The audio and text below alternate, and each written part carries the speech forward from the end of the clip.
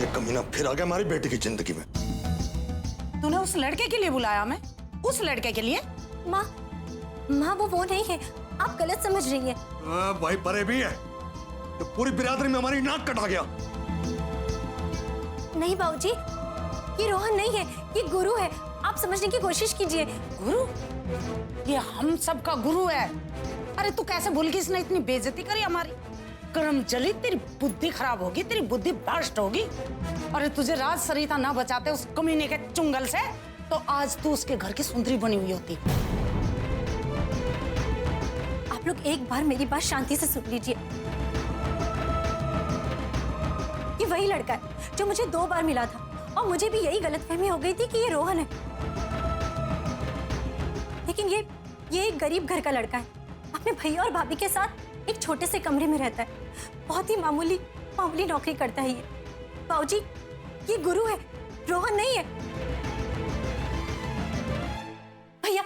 भैया हम तीनों ने जेल में देखा था ना रोहन को। वो वहां सजा काट रहा है। भाभी मेरी बदकिस्मती है कि रोहन की शक्ल हूबहू उससे मिलती है। लेकिन भैया आपको पता है 2 बार उसने मुझे गुंडों से बचाया और आज उनकी जो हालत है ना वो सिर्फ मेरी वजह से। प्लीज भैया, प्लीज, उन्हें ऑपरेशन की सख्त जरूरत है। भैया शायद उनके पास इतने पैसे भी नहीं है कि वो ऑपरेशन पे खर्च कर सके। भैया मेरी मदद कीजिए ना, प्लीज भैया। बोलना बंद कर। अरे वो रोहन चौहन हो चाहे गुरु शुरू, हमें उससे कुछ लेना देना है। और वो पढ़ा है, हाँ, अरे पढ़े रहने दो उसे। अब मरे या जिया हमें उससे क्या। सही कहे तेरे बाबूजी। अरे वो कल मरता हो तो आज मर जाओ, हमारी बला से रांद कटे उसकी। भाई समझा ना इसको? आपको फर्क नहीं पड़ता ना, लेकिन मुझे फर्क पड़ता है क्योंकि प्यार करती हूँ मैं उनसे। प्यार? भाभी, भैया, माँ बाबूजी मेरी बात कभी नहीं समझेंगे। भाभी, मैंने उसे मार खाते हुए देखा है। भाभी प्लीज, मैं आप लोगों के सामने हाथ जोड़ती हूँ, प्लीज मेरे गुरु को बचा लो भैया। जी, कौन सवार है आपके सर पे? हॉस्पिटल है, तमाशा मत कीजिए, मैं बात करता हूँ। संभाल लेते वरना जान से मार दूंगा इसे। मैं बात करता हूँ, आप जाइए। तू भी जा तू भी, मैं बात करता हूँ। देख शीला, इंसानियत के नाते मैं इस लड़के की मदद कर दूंगा, लेकिन जो हुआ उससे मैं ज्यादा खुश नहीं हूं। इस हमशक्ल से नजदीकियां बढ़ाने से पहले तुझे हमसे बात करनी चाहिए थी।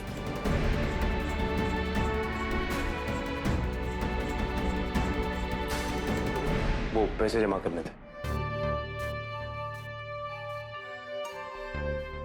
शीला, तुझे नहीं लगता कि ऐसे इत्तेफाक सिर्फ ख्यालों में, टीवी में, फिल्मों में होते हैं कि एक ही शक्ल के 2 इंसान किसी एक ही इंसान को 2 बार मिलते हैं, और वो भी इतने कम टाइम में?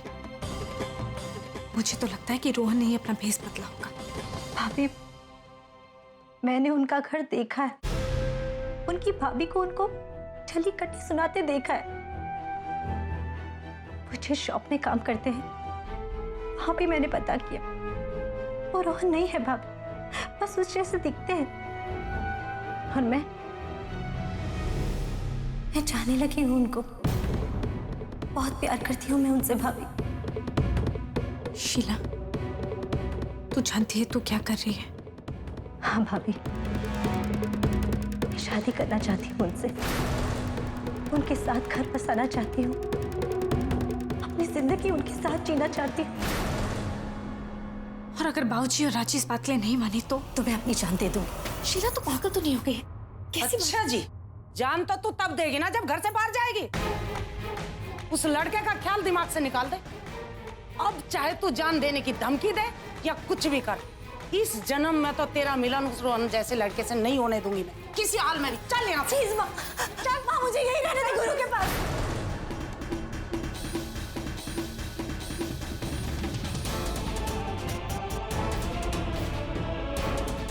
हे भगवान, शीला कुछ ऐसा ना कर बैठे कि सबको पछतावा हो।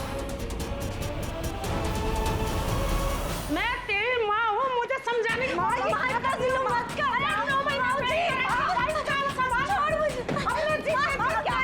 धक्का नहीं दे सकती तुझे।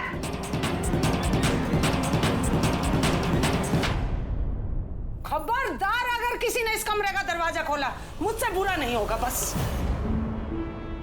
तूने ही लड़कियों को सर चढ़ा रखा है ना। अरे देख लिया नतीजा। आप तक चुप ही रहिए। कभी दिव्या की कमाई में नजर आती है, कभी विक्रांत के घर के खजाने पर। अरे बहू के बोनर में से फुर्सत मिला है तो सोचे ना बेटी के लिए। अगर आपका ध्यान बेटी की तरफ होता तो आज मेरी बेटी शादीशुदा होती किसी अच्छे घर में। सब आपकी गलती है।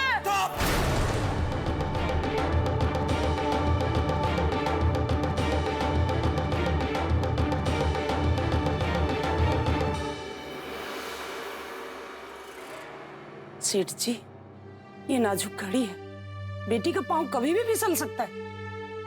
अपने होश संभालो और कोई अच्छे घर का लड़का ढूंढो।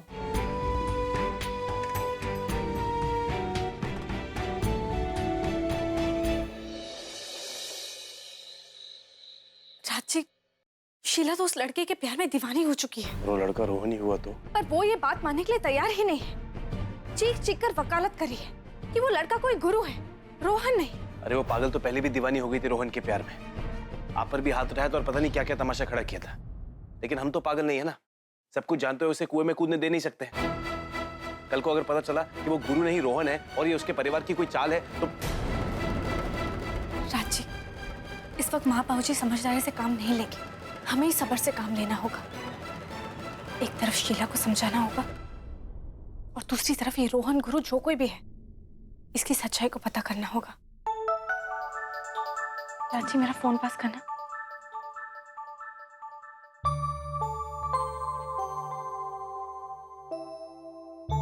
हाँ सरिता, मैं सोच रहा था कि कल हम शॉपिंग के लिए चलते हैं। शादी के लिए बहुत कम दिन बचे हैं ना, बहुत सारी शॉपिंग करनी होगी। विक्रांत जी, इस वक्त मैं किसी और ही मुसीबत में हूँ। कल आ पाऊंगी या नहीं पता नहीं। अच्छा, ऐसी कौन सी मुसीबत आ पड़ी जो इससे भी ज्यादा जरूरी है? किसकी जिंदगी में है ये मुसीबत? राज,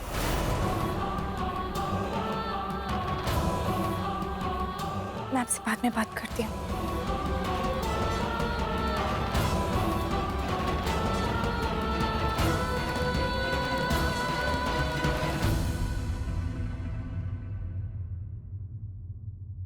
राज जी, देखिए, शीला की जिंदगी में जो कोई भी मुसीबत है ना, उसका हल हम दोनों साथ मिलकर ढूंढेंगे। अगर आप मेरे साथ ना होती तो न जाने कैसे सामना करता मैं इन सारी मुसीबतों का। आपको नहीं लगता कि आप दोनों कुछ ज्यादा ही भरोसा करते हैं उस पर? अभी तो ये भरोसा भी नहीं कि वो इस घर में शादी करके आएगी। आपने देखा नहीं, सगाई के दिन उसका सारा कंसंट्रेशन सिर्फ राज पे था। मुझे तो ऐसा लगता है कि वो राज के लिए कुछ भी कर सकती है। मम्मा, मम्मा, अरे अभी क्या हुआ बेटा? हाँ, क्या हुआ? बुरा सपना दिखा क्या? मैंने देखा कि मम्मा मुझे छोड़ के चली गई है। बुरा सपना था। It was just a bad dream. मम्मा आपको छोड़कर कहीं नहीं जाएगी। सोचो।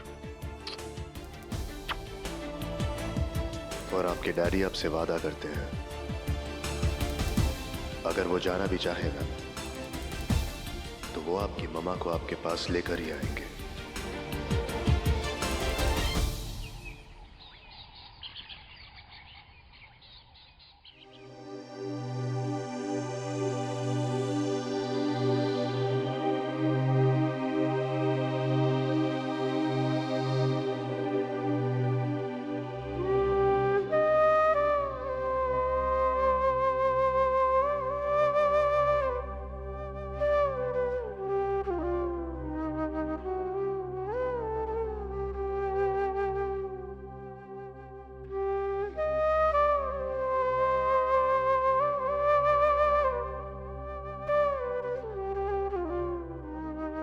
शीला बेटा,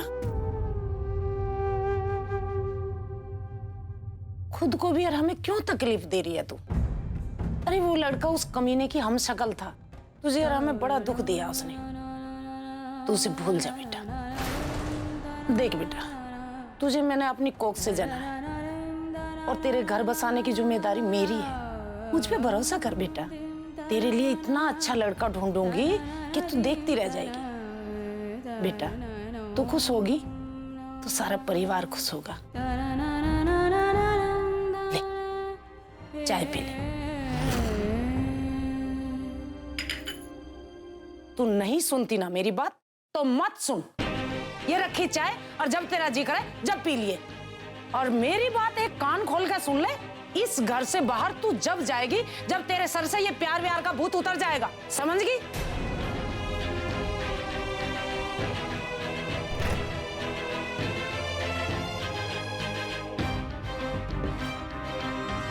माँ, बाबूजी, अब आपके रोकने से मैं नहीं रुकूंगी। मैं गुरु के बिना नहीं जी सकती। और उसके लिए मैं कुछ भी करूंगी।